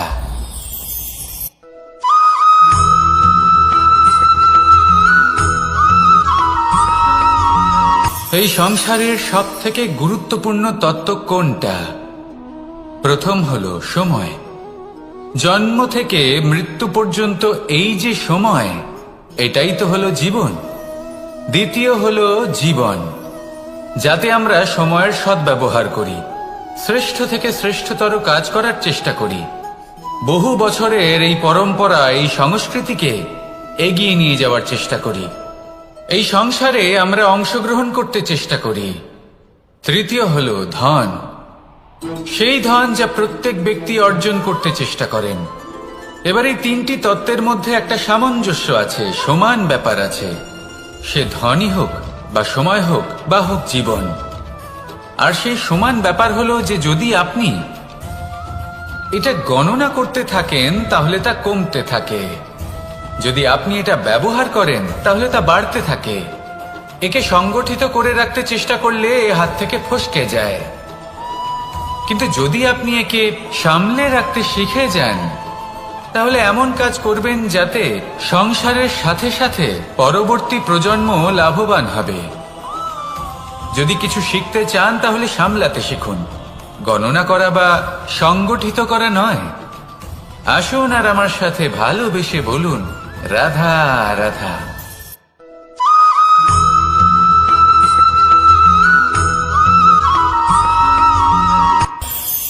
এই সংসারে আমরা প্রকাশ কোথা থেকে পাই? এর উত্তর বড়ই সরল। ভোরে যখন সূর্যোদয় হয় তখন প্রকাশের কিরণ আমাদের ঘরে এসে পৌঁছয়। এইভাবেই আমরা প্রকাশ লাভ করি।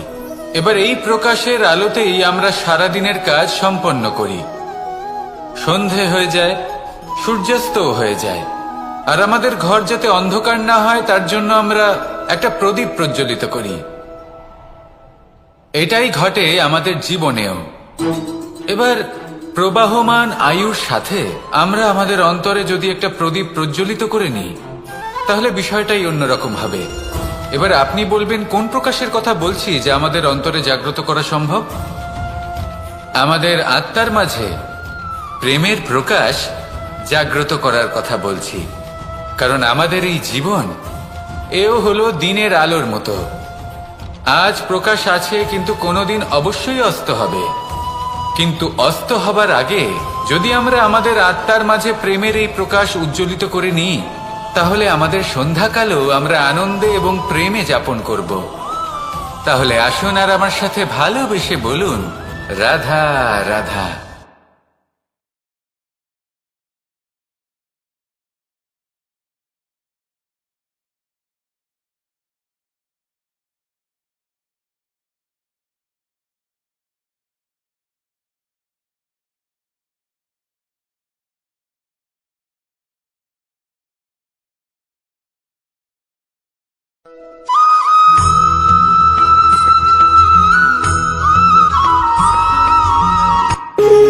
যখন মানুষের মৃত্যু হয় তখন কি হয়? অনেক সংখ্যক মানুষ শোক পালন করতে চলে আসেন। যে ব্যক্তি মৃত্যু লাভ করেছেন তার অনেক বস্তু থাকে যেগুলো তার প্রিয়, যেগুলো তিনি ব্যবহার করেছেন। তার শয্যা, তার বস্ত্র, তার আভূষণ সবকিছু তার থেকে বিচ্ছিন্ন করা হয় এবং খালি হাতে তাকে শ্মশানের উদ্দেশ্যে রওনা করা হয়। আমি আপনাকে এই প্রশ্ন করতে চাই, আপনি এই সংসারে কি অর্জন করেছেন? ধন সম্পত্তি, বস্ত্র, আভূষণ, এই সবকিছু যে আপনি অর্জন করেছেন, আপনার মৃত্যুর পরে তা আপনার থেকে দূর হয়ে যাবে। এর উত্তর হলো একটাই, আপনার কর্ম। শুধু সেটাই আছে যা একান্ত আপনার, আর শুধু সেটাই এই সংসার থেকে চলে যাওয়ার পরেও সংসারেই জীবিত থাকবে। যদি আপনি দুষ্কর্ম করেন, তাহলে এই সংসার আপনাকে একটি অনুচিত উদাহরণ হিসেবে মনে রাখবে যে এই ব্যক্তি খুব পাপী ছিল, অনুচিত কর্ম করতেন। যে পথে তিনি চলেছেন সেই পথে কারোর চলা উচিত নয়। সেখানেই যদি আপনি সৎকর্ম করেন, তাহলে সংসার চিরকাল এটাই বলবে যে খুব ভালো মানুষ ছিলেন, সবাইকে ভালোবাসতেন, সবাইকে সাহায্য করতেন, আমার খুব প্রিয় মানুষ ছিলেন। এটাই হলো শ্রেষ্ঠ কর্ম। সেই জন্য জীবনে শুধুমাত্র ধন সম্পত্তি, আভূষণ এই সব অর্জন করতে গিয়ে নিজের মনোনিবেশ করবেন না। শ্রেষ্ঠ কর্ম করুন। সংসার থেকে চলে যাওয়ার পরেও এই কর্মই এই সংসারে আপনাকে জীবিত রাখবে। আসুন আমার সাথে ভালোবেসে বলুন, রাধা রাধা।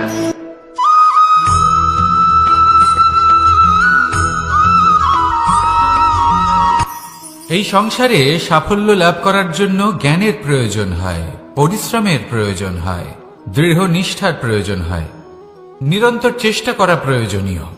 কিন্তু আরো কিছু আছে যা অত্যন্ত প্রয়োজনীয় এবং গুরুত্বপূর্ণ। তা হলো ভালো বন্ধু। তাদের থাকা অত্যন্ত প্রয়োজনীয়। যদি ভালো বন্ধু থাকে, তাহলে সময় এলে তারা ঢাল হয়ে আপনাকে সুরক্ষা করবেন। সময় এলে অস্ত্রের মতো শত্রুকে সংহারও করবেন। যদি তিনি জ্ঞানী হন, তাদের মধ্যে সদ্গুণ থাকে, তাহলে এই সব গুণ আপনার মধ্যেও প্রবেশ করবে। তাহলে সাফল্যের জন্য ভালো বন্ধু পাওয়া অত্যন্ত প্রয়োজনীয়।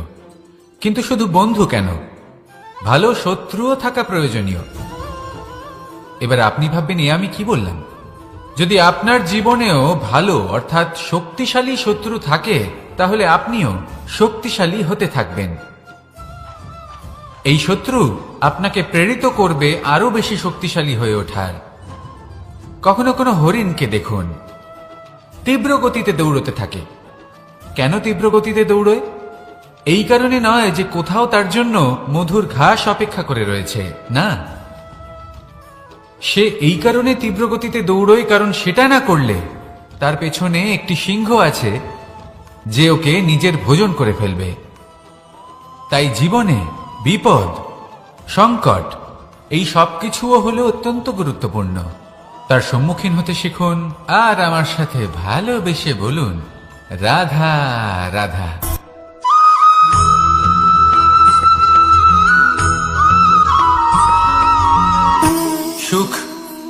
দুঃখ এবং শক্তি।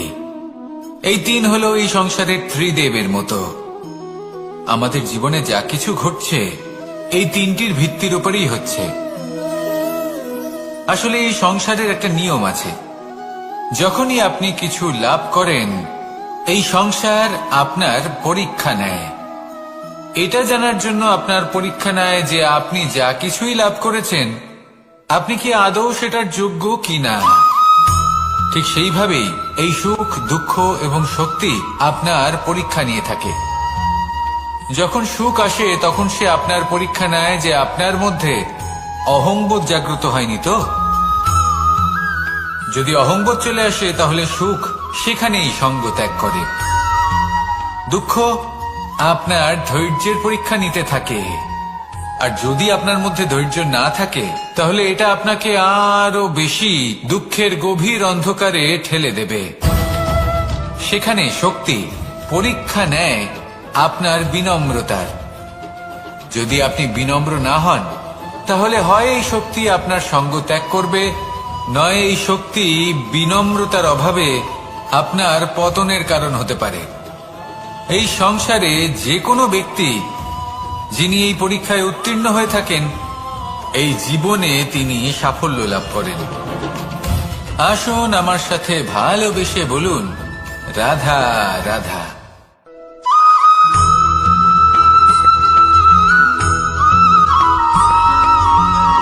পুরুষার্থ।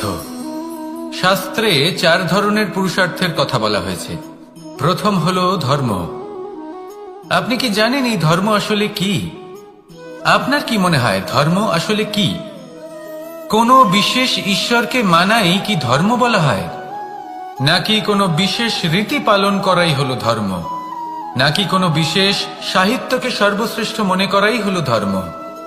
না, ধর্ম হলো সেটা যাকে ধারণ করা যেতে পারে, আর ধারণ শুধু সেটাই করা যায় যা পবিত্র। পবিত্র শুধু তাকেই বলা হয় যা নিঃস্বার্থ, যার মধ্যে শাসন করার কোনো ইচ্ছে নেই, যা সরলভাবেই প্রবাহমান, জল এবং বায়ুর মতো। যখন কোনো ব্যক্তি ধর্মকে ধারণ করেন এবং সেই ধর্ম সেই ব্যক্তিকে রক্ষা করে তখন তাকে ধর্ম বলা হয়।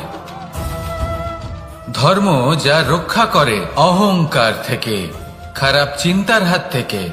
সেই জন্য পুরুষার্থ গড়ে তোলার আগে, ধর্ম পালন করার আগে ধর্মের প্রকৃত অর্থ কি সেটা বুঝে নিন। এটা জেনে রাখুন যে সমস্ত ধর্মের আধার, সমস্ত ধর্মের ভিত শুধুমাত্র ভালোবাসা। আসুন আর এই ভালোবাসার সাথেই বলুন, রাধা রাধা।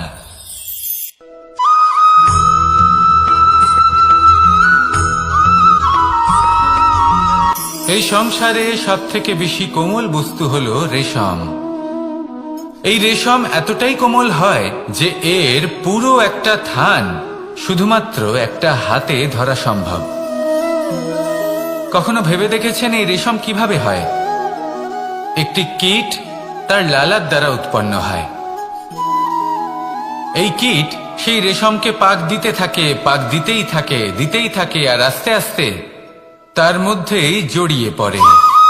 শেষে ওর এই সুন্দর অমূল্য সৃষ্টি রেশমের এই সুতো তার নির্মাণ কার্য পূর্ণ হয়, কিন্তু তাতেই ও নিজে বন্দী হয়ে যায়। নিজেরই মায়াজালের এই বন্দী গৃহে নিজেই ফেঁসে যায়। এবার এই সুতোকে ব্যবহারযোগ্য করে তোলার জন্য এই কীটগুলিকে এই কবচের সাথেই ফুটন্ত জলে ফেলে দেওয়া হয়। এই সংসারে যদি আমাদের স্বপ্ন এই সংসারের দুঃখ হরণ করার জন্য, এই সংসারে সুখ বিতরণ করার জন্য হয়, তবেই আমাদের প্রগতি সম্ভব। যদি আমাদের এই স্বপ্ন শুধুই আমাদের এবং আমাদের স্বার্থ সিদ্ধির জন্য হয়, তাহলে এই স্বপ্ন আমাদের অন্ধ করে দেবে, আমাদের অন্ধকারের পথে নিয়ে যাবে, আর আমরাও সেই কীটের মতো হয়ে যাব। নিজেদেরই মায়াজালে আমরা নিজেই ফেঁসে যাব, আর শেষে আমরা যদি কিছু লাভ করি তা হবে একাকিত্ব, অন্ধকারময় মৃত্যু। তাই স্বপ্ন অবশ্যই দেখুন, কিন্তু এমন ভাবে স্বপ্ন দেখবেন না যে তার এই বন্দিগৃহে আপনি নিজেই ফেঁসে গেলেন। স্বপ্ন দেখুন পরোপকারে।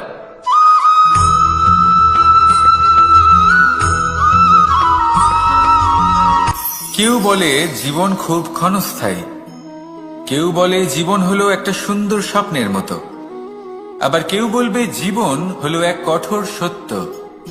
কিন্তু জীবন আসলে কি? জীবন হলো আপনারই প্রতিবিম্ব, একটা দর্পণ। অর্থাৎ আপনি জীবনকে সেইভাবেই পাবেন যেরকম আপনি নিজেকে প্রতিপন্ন করবেন। যদি আপনি দর্পণের দিকে তাকিয়ে হাসেন, তাহলে আপনি সামনে হাসি মুখী দেখতে পাবেন। এবার যদি আপনি গম্ভীর হয়ে থাকেন, তাহলে আপনি একজন রুষ্ট ব্যক্তি দেখতে পাবেন। শেষে সবথেকে বেশি গুরুত্বপূর্ণ হলো আপনার চেষ্টা। আপনাকে সবসময় চেষ্টা করতে হবে যাতে আপনি নিজেকে প্রসন্ন এবং ইতিবাচক মনোভাবে রাখেন। এটা হলো আপনারই উত্তরদায়িত্ব, তাকে পালন করুন। এই মনকে প্রসন্ন রাখুন, এই সংসারকে সুন্দর বলে মনে হবে। আর এই মন প্রসন্ন হয়ে বলবে, রাধা রাধা।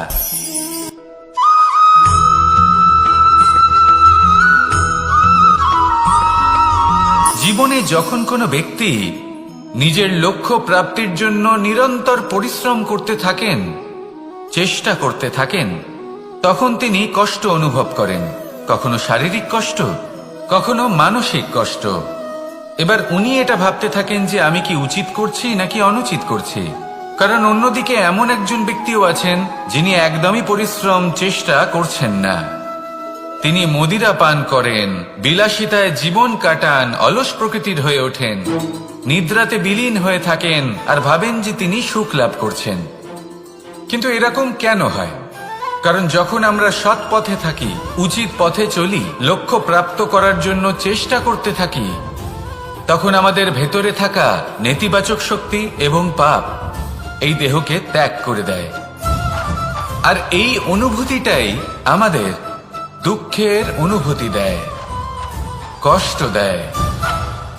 এবার সেখানে যদি আমরা কুপথে চলি, অনুচিত পথে চলতে থাকি, তাহলে আমাদের ভেতরে থাকা পুণ্য এবং ধনাত্মক শক্তি আমাদের দেহ ত্যাগ করে দেয়। আর এই অনুভূতির কারণেই আমরা সুখ অনুভব করি। কিন্তু কখনো ভাববেন যে এই সুখ বেশি সময় পর্যন্ত থাকে না। সেই জন্য সবসময় মনে রাখবেন, যদি আপনি জানেন যে এটাই আপনার লক্ষ্য, এটাই উচিত পথ, শুভ পথ, তাতে নিরন্তরভাবে এগিয়ে যেতে চেষ্টা করতে থাকুন।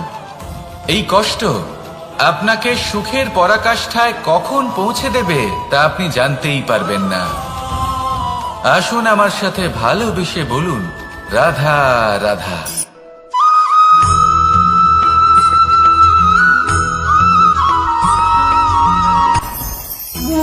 ভোজন। এবার ভোজন সংগ্রহ করার জন্য মানুষ কি না করেন, সব সময় চেষ্টা করতে থাকেন। ফসল উৎপাদনের জন্য অনেক পরিশ্রম করতে থাকেন, কিন্তু অনেক সময় অনেক পরিশ্রম করার পরেও ফসল ভালো উৎপাদন হয় না। এর কারণ কি? কারণ হলো এটাই যে আপনি পরিশ্রম হয়তো অনেক করেছেন, কিন্তু আপনার নজর তো সেই বীজের দিকে ছিলই না যা আপনি রোপণ করেছেন। সেই জন্য সব সময় কোনো বীজ রোপণ করার আগে তাকে পরখ করে দেখুন, তা অত্যন্ত আবশ্যক। আর সেইভাবেই যখনই কোনো কর্মের প্রশ্ন আসে, তাহলে সেখানে শুধুমাত্র পরিশ্রম যথেষ্ট নয়। সেই কাজের প্রতি আপনার কর্তব্য কি, আপনার উদ্দেশ্য কি, সেটা জানা হলো অত্যন্ত গুরুত্বপূর্ণ। তাই কর্ম করুন, কিন্তু সেই কর্মের প্রতি আপনার যা উদ্দেশ্য তার মাহাত্ম্য বুঝতে চেষ্টা করুন। তাহলে আসুন আমার সাথে ভালোবেসে বলুন, রাধা রাধা।